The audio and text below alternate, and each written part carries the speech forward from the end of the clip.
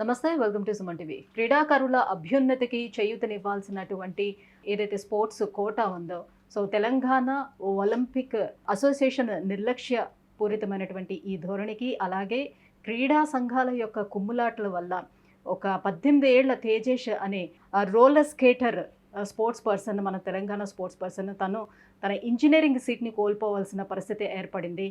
So 152 పథకాలు దాదాపుగా ఇప్పటి వరకు తెలంగాణ స్టేట్ గవర్నమెంట్కి సంపాదించి పెట్టినటువంటి ఈ తేజస్కి ఈరోజు తెలంగాణ స్పోర్ట్స్ కోటాలోని చోటు లేదు, అసలు ఎలిజిబుల్ కాదని తేల్చి చెప్పేశారు.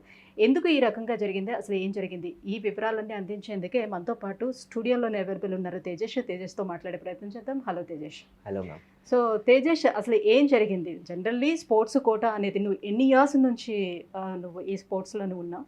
నేను ఆల్మోస్ట్ 15 ఇయర్స్ నుంచి స్కేటింగ్లోనే ఉన్నాను. సో ఆల్మోస్ట్ 152 అంటే పథకాలు అని అంటే అది మాటలు కాదు. సో ఇన్ని పథకాలు తెచ్చిపెట్టావు. అండ్ మోర్ ఓవర్ ఏంటంటే ఏషియన్ ఛాంపియన్షిప్లో కూడా గోల్డ్ మెడలిస్ట్ నువ్వు. కాబట్టి నీకు స్పోర్ట్స్ కోటా లేదు అని అంటే నిజంగా ఆశ్చర్యం అనిపిస్తుంది. ఎట్లా, ఎప్పుడు తెలిసింది ఈ విషయం? అంటే నార్మల్గా ఫస్ట్ ఫేజ్ కౌన్సిలింగ్లో సర్టిఫికేట్ వెరిఫికేషన్ కోసం అన్నీ నార్మల్గానే ఇచ్చాము, సర్టిఫికేట్స్ అన్నీ ఇచ్చాము, వాళ్ళు తీసుకున్నారు. సో రీసెంట్గా వచ్చి వాళ్ళు లిస్ట్ రిలీజ్ చేశారు, ఎవరెవరికి ఎలిజిబిలిటీ ఉంది, వాళ్ళ ప్రయారిటీ లిస్ట్ ఏంటి అని చెప్పి లిస్ట్ రిలీజ్ చేశారు అఫీషియల్ పేజ్లో. సో అందులో చూసుకుంటే నాది నాట్ ఎలిజిబుల్ అని వచ్చింది. సో నేను మా అసోసియేషన్ వాళ్ళని కానీ సాట్స్ వాళ్ళని కానీ కాల్ చేసి ఏంటి ఎందుకు ఇట్లా అయ్యింది అని చెప్పి అడగడానికి ట్రై చేసాం. అప్పుడు వాళ్ళు అన్నారు, అసోసియేషన్ వాళ్ళు రెన్యువల్ చేసుకోలేదు, అందుకే నీకు ఈ సర్టిఫికేట్స్ వాల్యూ లేదు అని చెప్పారు. అంటే వాళ్ళు రెన్యువల్ చేసేదానికి నా సర్టిఫికేట్స్కి అసలు ఏమీ లింక్ లేదు. నార్మల్గా అయితే వాళ్ళు చేయలేదని చెప్పి నా సర్టిఫికేట్స్కి వాల్యూ లేదని చెప్తున్నారు ప్రస్తుతానికి. సో వాళ్ళు రెన్యువల్ ఎప్పటి నుంచి చేసుకోలేదు అనేది, అంటే అంతకుముందు ఇప్పుడు మీరు 2019 నుంచి వాళ్ళు రెన్యువల్ చేసుకోలేదు అని చెప్తున్నారు. So before last year, previous year వాళ్ళు వెళ్ళే ఉండుంటారు కదా, లాస్ట్ ఇయర్ అప్పుడైనా తెలిసి ఉండాలి కదా. నాతో పాటు చేసిన వాళ్ళకి కూడా, అంటే నాకంటే 1 ఇయర్ సీనియర్ వాళ్ళకి వచ్చింది, ఇందులోనే స్పోర్ట్స్ కోటాలోనే సీట్ వచ్చింది కాలేజెస్లో. కానీ ఈ ఇయర్ వచ్చేసరికి సడన్గా రెన్యువల్ చేసుకోలేదు 19 నుంచి అంటున్నారు. సో అదే అర్థం కావట్లేదు. అంటే ఈ విషయం వాళ్ళని అడగలేదా? ఇప్పుడు 2019 నుంచి రెన్యువల్ చేసుకోకపోతే లాస్ట్ ఇయర్ వాళ్ళకి ఎలా వచ్చింది, ఇప్పుడు మాకెందుకు రావట్లేదు అని క్వశ్చన్ చేయలేదా? వాళ్ళేమి దానికేం ఆన్సర్ ఏమి చేయట్లేదు. అంటే దేని కారణంగా ఇలా జరిగి ఉండొచ్చు? ఇప్పుడు కొత్తగా మీ అసోసియేషన్ చేంజ్ అవ్వడం మూలంగా జరిగిందా? అంటే పాత అసోసియేషన్ రెన్యువల్ చేసుకోకపోయినా కూడా మేనేజ్ చేసుకోగలిగిందా? కొత్త అసోసియేషన్ ఇందులో ఇన్వాల్వ్ అవ్వలేదా? ఇప్పుడు కొత్తగా వచ్చిన వాళ్ళు అసోసియేషన్ వాళ్ళు ఆల్మోస్ట్ 1 మంత్ హార్డ్లీ అయి ఉండొచ్చు. వాళ్ళకి ఈ విషయాలేమీ అంతగా తెలియదు. వాళ్ళు కూడా అన్ని ఫార్మ్స్ ఇచ్చి అవన్నీ సపోర్ట్ చేశారు. ఇప్పటికి కూడా ఎట్లా చేయొచ్చు, ఏం చేయొచ్చు అని వాళ్ళే కొంచెం హెల్ప్ చేశారు కొత్త అసోసియేషన్ వాళ్ళు. పాత అసోసియేషన్ వాళ్ళు అయితే అసలు రెస్పాండ్ అవ్వట్లేదు, ఎన్ని కాల్స్ చేసినా సరే లిఫ్ట్ చేయట్లేదు, వాంటెడ్లీ కట్ చేయడం కానీ ఇట్లాగే చేస్తున్నారు. అసలు ఆన్సర్ చేయడానికి ఫస్ట్ వాళ్ళు రావట్లేదు. ఎందుకు రెన్యువల్ చేసుకోలేదు అని అడగడానికి కూడా లేదు వాళ్ళని. కాల్స్ కానీ ఏమీ అటెండ్ చేయట్లేదు వాళ్ళు. సో ఏ స్పోర్ట్స్ అథారిటీ వాళ్ళతో ఎవరితో మీరు కూర్చొని మాట్లాడే ప్రయత్నం చేయలేదా? యాక్చువల్లీ నాతో అంటే నేను నేషనల్ గేమ్స్ పార్టిసిపెంట్ కూడా. సో నాతో ఒక లెటర్ రాయించుకున్నారు సాట్స్ వాళ్ళు. ఏంటంటే ఏషియన్స్ కాకపోయినా ఈ నేషనల్ గేమ్స్ది కన్సిడర్ చేయమని చెప్పి ఒక లెటర్ లాగా రాయించుకున్నారు. సో అప్పుడు ఆల్మోస్ట్ నేను ఒక రోజు మొత్తం అక్కడే కూర్చున్నాను. ఆ లెటర్ రాసి ఎవరినో కలవాలని చెప్పి వెయిట్ చేయించారు చాలాసేపు. ఎవరు కలవలేదు, మళ్ళీ వెళ్ళిపోయాం మేము. అన్నీ జరిగింది తప్ప స్పెసిఫిక్గా వాళ్ళు వచ్చి ఎందుకు జరిగింది, ఏం జరిగింది ఎవరు ఏం చెప్పట్లేదు. సో స్పోర్ట్స్ కోటాలోనే ఎంత పర్సెంటేజ్ వస్తుంది? ప్రయారిటీ లిస్ట్, మెరిట్ లిస్ట్లో నాకు ఏషియన్ ఛాంపియన్షిప్ వస్తే నాకు 36 నా నంబర్. నార్మల్గా ఇప్పుడు వాళ్ళు లిస్ట్ రిలీజ్ చేసిన దాంట్లో 106 హైయెస్ట్ ఉంది మొత్తం మీద. లైక్ నాకు వచ్చే ప్రయారిటీ ఏమో 36. సో దానికి దీనికి అసలు డిఫరెన్స్ ఎంత ఉంది అంటే, ఆ మెడల్ చాలా వాల్యుబుల్, సర్టిఫికేట్ చాలా valuable. Almost Olympics, Commonwealth, Asian games తర్వాత ఏషియన్ ఛాంపియన్షిప్పే ఉంది.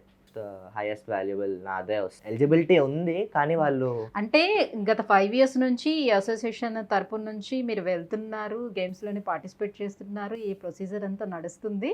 కానీ వేరాస్ మీ కోటా వరకు వచ్చేటప్పటికి మాత్రం వీళ్ళు రెన్యువల్ చేయించుకోలేదు కాబట్టి ఆపేస్తున్నాం అని అన్నారు. అంటే ఇది ఇక్కడికి వచ్చేటప్పటికి మాత్రమే తెలిసింది. ఈ 5 ఇయర్స్ నుంచి ఎవరేమీ అబ్జెక్షన్ పెట్టలేదు. సో దేనికి ప్రాబ్లం అయితే రాలేదు.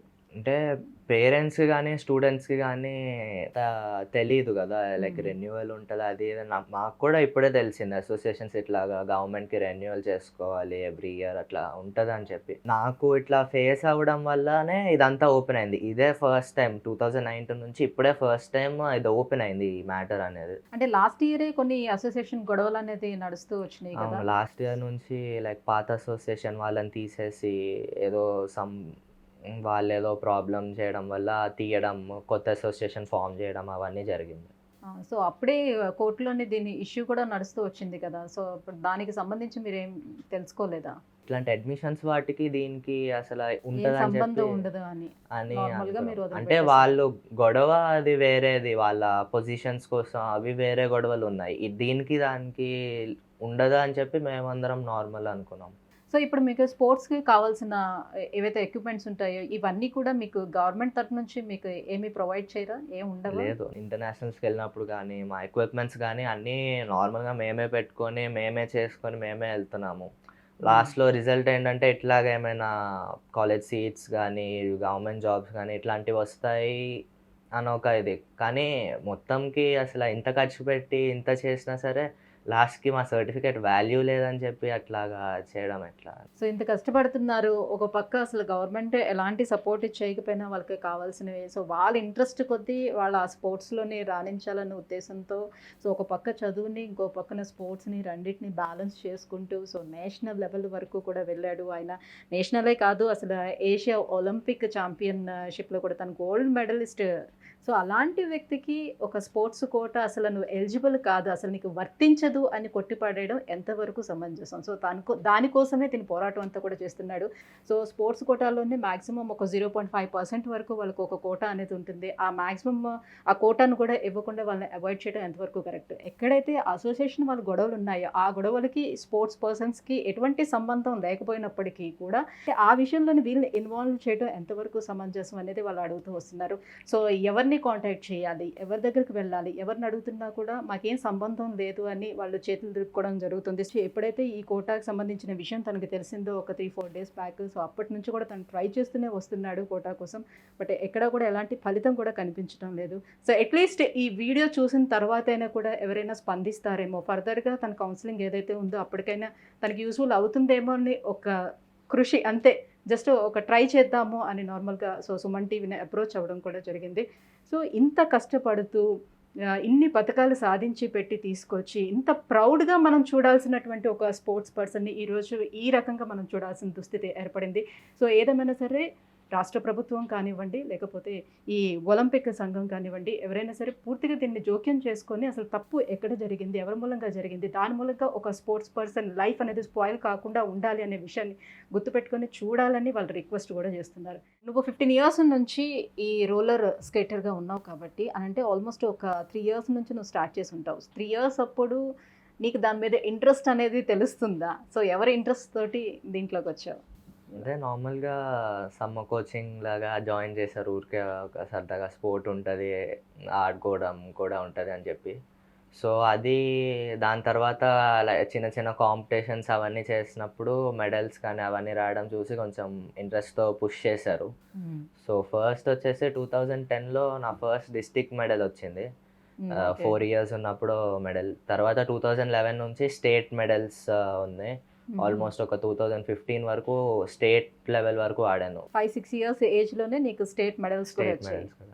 ఓకే. సో, నేషనల్స్‌కెళ్ళాలంటే minimum age criteria 8 years minimum criteria ఉంది. హుహుహు. సో, 2015లో నాకు 8 ఇయర్స్ ఉన్నప్పుడు నేను ఫస్ట్ నేషనల్స్‌కెళ్ళి నాకు ఒక బ్రాంజ్ మెడల్ వచ్చింది ఫస్ట్ ఓహో! అహ్మదాబాద్‌లో. సో, అప్పటి నుంచి ఇంకా నేషనల్స్ ఆడడం కంటిన్యూస్‌గా. సో, మళ్ళీ 2023లో నేను ఫస్ట్ ఇంటర్నేషనల్స్ నా ఏషియన్ ఛాంపియన్‌షిప్ అయ్యింది చైనాలో. హ్మ్. అక్కడ నాకు సిల్వర్ మెడల్. అండ్ ఈ ఇయర్ 2024లో వచ్చేసి న్యూజిలాండ్‌లో ఓషియానిక్ ఛాంపియన్‌షిప్‌లో ఒక గోల్డ్, ఒక సిల్వర్, ఒక బ్రాంజ్ 3 మెడల్స్ ఉన్నాయి. 3 వచ్చాయి. మూడిటిని కవర్ చేసేసావు. సూపర్.